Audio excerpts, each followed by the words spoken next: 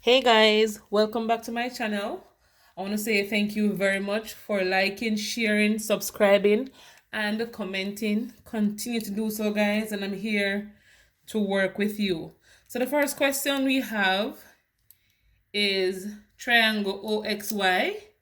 In it, we have triangle OAB, OAK, OPQ. All right, so it says in the triangle above, consider to be equiangular. What is the measure of angle OPQ? So, guys, we know that equiangular triangles are considered to be similar triangles where they're similar in shape and they have corresponding angles. All right, and so these corresponding angles are equal. So for the corresponding angle, we know that angle AKPX would be the same measurement or the same measure, the same angle, the same number. Angle BLPQ are also the same, meaning that they're all 65. All right. We know the angle O is common to all the triangle. Angle O is common to all the triangles. So they're asking us the measure of angle OPQ. So OPQ is basically this angle here they're asking us for. All right. So we know the angle of triangle add up to 180 degrees. And so if we should add up 30, let me put it right here, add up 30 plus 65 plus the missing angle to give us 180. 30 plus 65 here is basically 95. If you subtract 95 from both sides, you'll get x. Over here, x is equal to 180 minus 95, which will give us 85. All right, and so angle A is equal to 85. And so, guys, if angle A is 85, that means KPQ, what am I saying Q?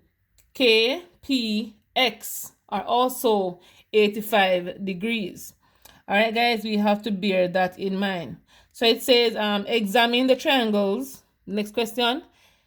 Name the angle that best describes angle OAB, OKL, OPQ, OXY.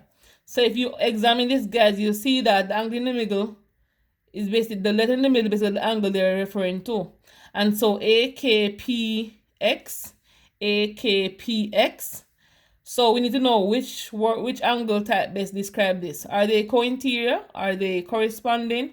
Are they vertical opposite angles? Or are they alternate angles? And so, as I just mentioned, they would be considered corresponding angles. All right, guys, as we know that the shapes are similar, and so plus they're all formed in angle OXY. All right, guys, I hope you understand this question. If you need more questions like these or with the length of size, let me know and I'm happy to help you. The next question, a bag contains 60 marbles of different colors but similar in size and mass. All right. Probability of randomly choosing a red marble is 5 out of 12. How many red marbles does the bag contain? So we know that 5 out of 12, when you reduce the number of favorable outcome over the sample space, you get the answer to be 5 out of 12. Alright, guys, so we need to know what is 5/12 of 60. So 5 out of 12 times 60 will give us the number of marbles that would be there. So let's simplify. 12 into 12 goes 1, into 60 goes 5 times 5 is 25. If you should try 25 over 60, it should give you 5 over 12. Let's try. So it's 5 into 5, 25 goes 5, 60 goes 12. So we know our answer is 25. All right, next question. 32 students in a class, 17 study music, 20 study arts. What is the least number of students who study both music and arts? All right, guys, so if you don't want to go visual, it's basically the total in the class is 32. 17 does music, 20 does arts, and We need to know what is basically in the middle. All right, I'm going to draw a small Venn diagram here for you so you can see what I'm talking about. So let's say that's music and that's arts. So we know 17 does music. That means all of this region here is 17, and all of this here would be the 24 arts.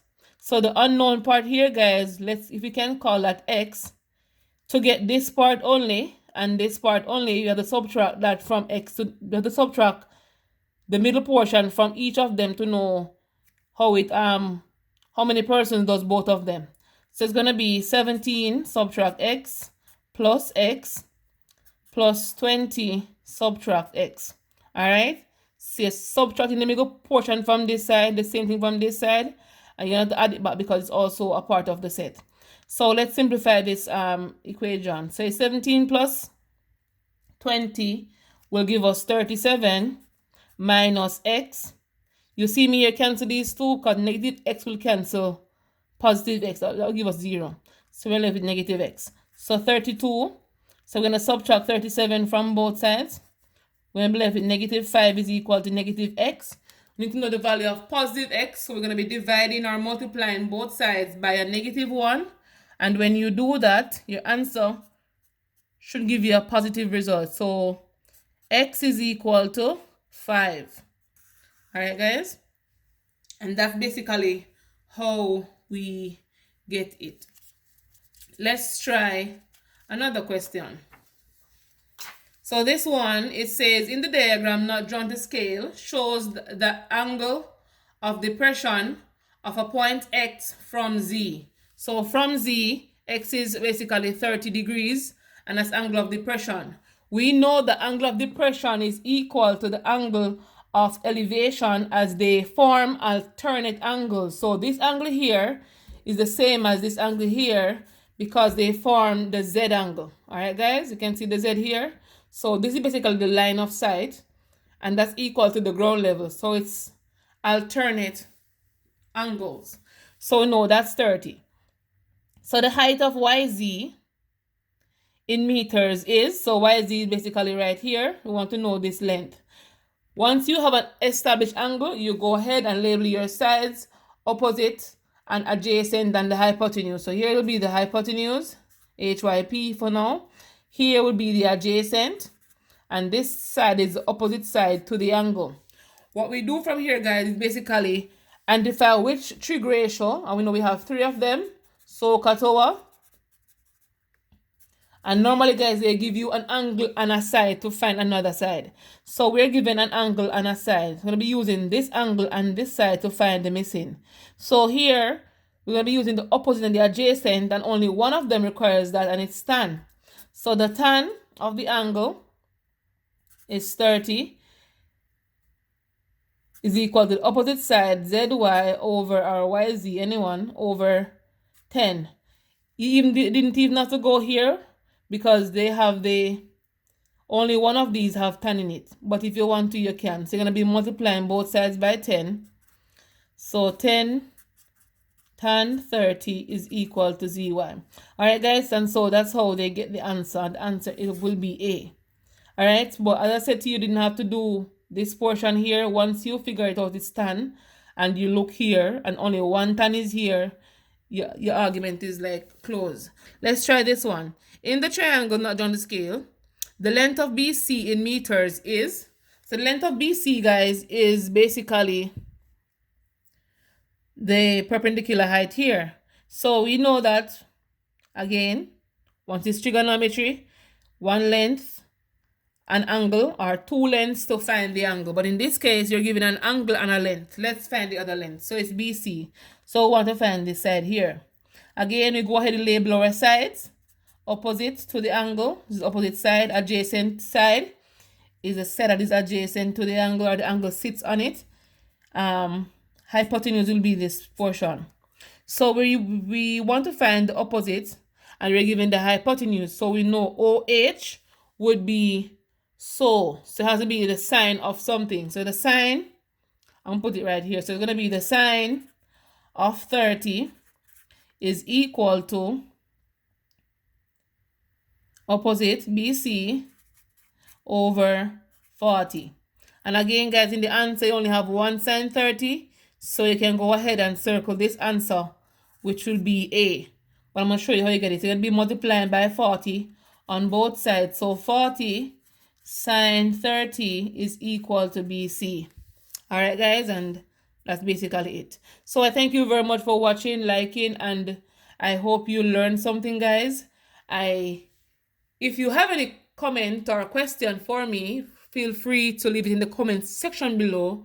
Remember to follow me on the different social medias, as if I'm not communicating with you here, I am happy to do so on the others. All right, guys, so I'll see you on the next video.